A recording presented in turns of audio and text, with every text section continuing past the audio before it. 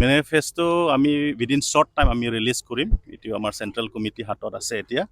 কিন্তু এইবাৰ আমি 112 আমৰি লেজিছলেটিভ এছেম্বলিৰ পৰা আমি APSLC হৈ আমি ফাইট কৰা নহয়, আমি এলায়েন্স পাৰ্টনাৰ পৰা একেলগে ফাইট কৰিম। কংগ্ৰেছ আমাৰ লগতে আছে আৰু বিভিন্ন আমাৰ 4 কনষ্টিটুৱেঞ্চিত আমি এটা ভালকৈ ছিট শ্বেয়াৰিঙো হৈছে।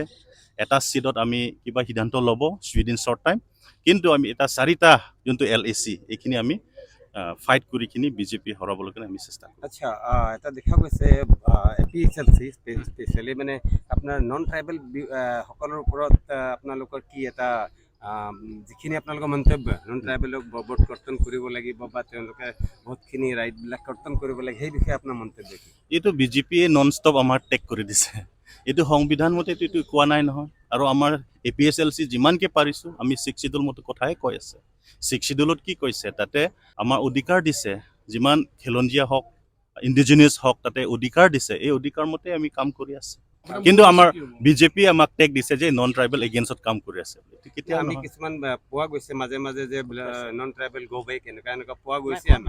নাই এইটোতো কেতিয়াও আমাৰ APSLC দলৰ পৰা কৰা নহয়।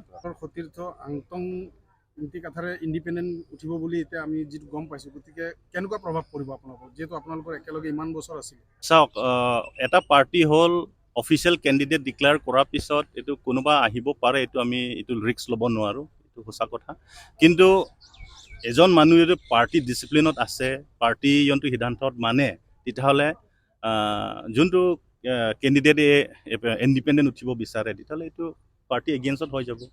এইটো আমি ভাবোঁ সিহঁতেও আংটং নীতি ডাঙৰীয়াই এটা ডাঙৰ চিন্তাধাৰা ভাবিব যে এইবাৰ APSLC আৰু এলায়েন্স পাৰ্টনাৰে জয় হ'ব আৰু এইটো কাৰণে সিও মানে ভালকৈ চিন্তা কৰিব বুলি আমি ভাবোঁ।